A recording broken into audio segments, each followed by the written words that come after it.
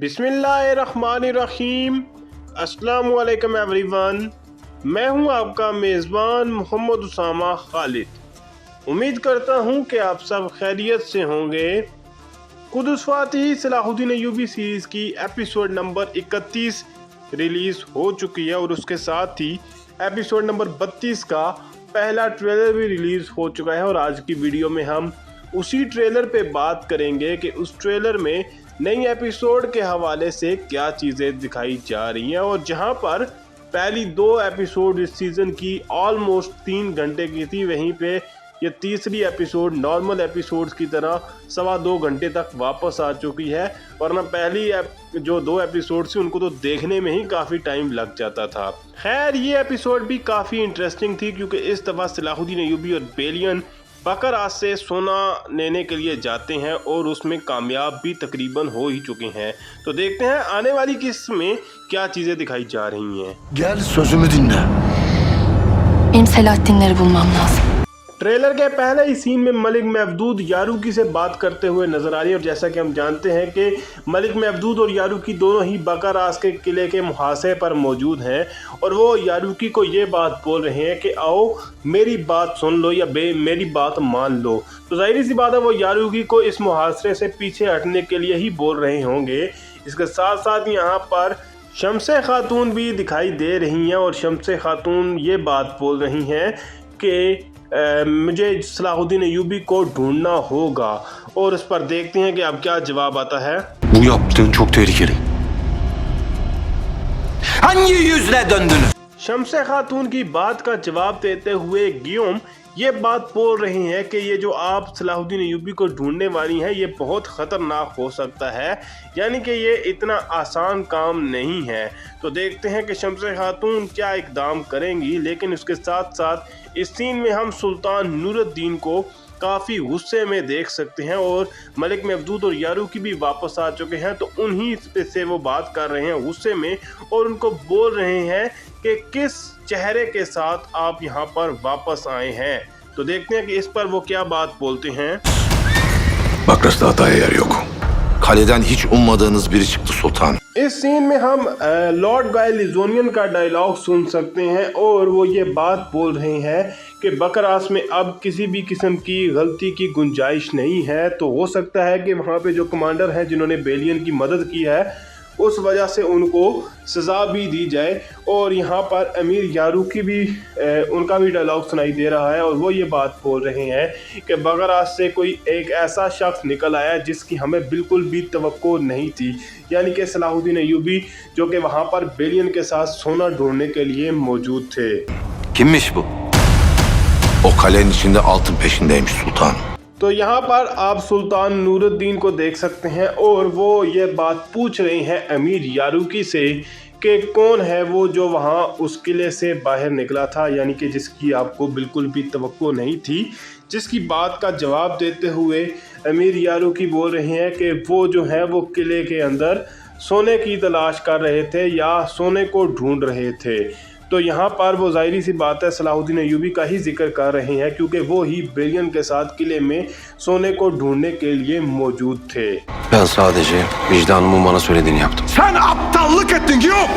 अब यहाँ पर गियोम के बारे में भी बात कर लेते हैं जिन्होंने बेलियन की मदद की और जो कुदस की बादशाहत है उसमें से सोना चोरी किया। और अमालिक तो उनको एबेलिन का कोंत बनाने वाले थे। लेकिन अब यहाँ पर जो गियोम है वो ये बात बोल रहे हैं कि मैंने वही बात की या वही इकदाम किया जिसकी मैंने ज़मीर ने इजाज़त दी, यानी कि वही काम किया जो मुझे ज़मीर ने बोला। जिस पर अमालिक ये बात बोल रहे हैं कि आपने बेवकूफ़ी की है गियोम। तो देखते हैं कि आगे क्या होता है। Kudüs krallığından para çaldı. अमालिक यहाँ पर ये बात बोल रहे हैं कि आपने कुदस की बादशाहत या कुदस की किंगडम में से सोना चुराया है और अब उनको इसकी सज़ा तो दी ही जाएगी, हालांकि वो उनकी बेटी के खामंद हैं। लेकिन इस तमाम वाक़े के बाद मौका मिल जाएगा विलियम्स और लिजोनियन को, जो ये चाहते थे कि अमालिक चैतलियन को एबेलिन का कॉन्ट बनाए, जबकि अमालिक ये चाहते थे कि गियोम को एबेलिन को कॉन्ट बनाया जाए। तो देखते हैं कि अब क्या होगा। Giyo'nun suçu ne? Sorularınızın cevabı kıymetli babanızda prenses. इस सीन में आप प्रिंसेस सिबिला जो कि गियोम की वाइफ हैं वो ये बात पूछ रही हैं लिजोनियन से कि गियोम का कसूर क्या है, यानी कि उनको किस वजह से सज़ा दी जा रही है। तो उस पर लिजोनियन ये बात बोल रहे हैं कि आप जो सवाल मेरे से पूछ रही हैं इसका जवाब आपके वालिद के पास है, यानी कि इस बात का जवाब मैं नहीं दे सकता बल्कि आपके वालिद दे सकते हैं। और अब देखते हैं कि प्रिंसेस सिबिला जो हैं वो अमालिक से किस तरह से सवाल करेंगी। Zor durumda olmalı. Keşke elimden bir şey gelse. Yolun açık olsun, Kont Balian. बेलियन ने गियोम को तो अपनी मदद करने के लिए राजी कर लिया था, लेकिन अब वो खुद उनकी कोई मदद नहीं कर पाएंगे और इसीलिए सलाहुद्दीन अय्यूबी भी उनसे बोल रहे हैं कि इस वक्त वो मुश्किल सूरत हाल में होंगे, यानी कि उनको मुश्किल हालात का सामना करना पड़ रहा होगा। जिस पर बेलियन ये बात बोल रहे हैं कि काश मैं उनके लिए कुछ कर पाता, यानी कि गियोम के लिए। और उसके बाद यहाँ पर सलाहुद्दीन अय्यूबी ये बात बोल रहे हैं बेलियन को कि आपका रास्ता आसान हो, यानी कि यहाँ से अलविदा हो रहा है दोनों के दरमियान। Asıl hezimet Mısır'da değil. बेलियन यहाँ पर सलाहुद्दीन अय्यूबी से बात करने के बाद और उनको अलविदा कहने के बाद अपने रास्ते पर रवाना हो चुके हैं। और अब देखना ये होगा कि वो एबिलिन वापस जाएंगे और अपना तख्त संभालेंगे या फिर पेरिस, जो कि वो लास्ट एपिसोड में भी कह रहे थे। लेकिन इसके साथ साथ यहाँ पर देखा जा सकता है कि सुल्तान नूरुद्दीन और अमालिक इस खेमे में मौजूद है और अमालिक ये बात बोल रहे हैं कि हमारी जो असल शिकस्त है वो मिस्र में नहीं हुई। Bakras'ta yaşandı. तो यहाँ पर आप देख सकते हैं कि अमालिक और सुल्तान नूरुद्दीन ही आमने सामने हैं और अमालिक अपनी बात को मुकम्मल करते हुए ये बात बोल रहे हैं कि हमें असल शिकस्त मिस्र में नहीं बल्कि बकरास के किले में हुई है, जहाँ पर कुदस की किंगडम में से या कुदस की बादशाहत में से सोना चोरी हुआ है। और इसी बात का जिक्र वो सुल्तान नूरुद्दीन से कर रहे हैं। तो देखते हैं कि सुल्तान नूरुद्दीन इस बात का जवाब देते हुए अमालिक को क्या बात बोलेंगे। Bir sabah uyandığında ordumu Bakras'ta değil.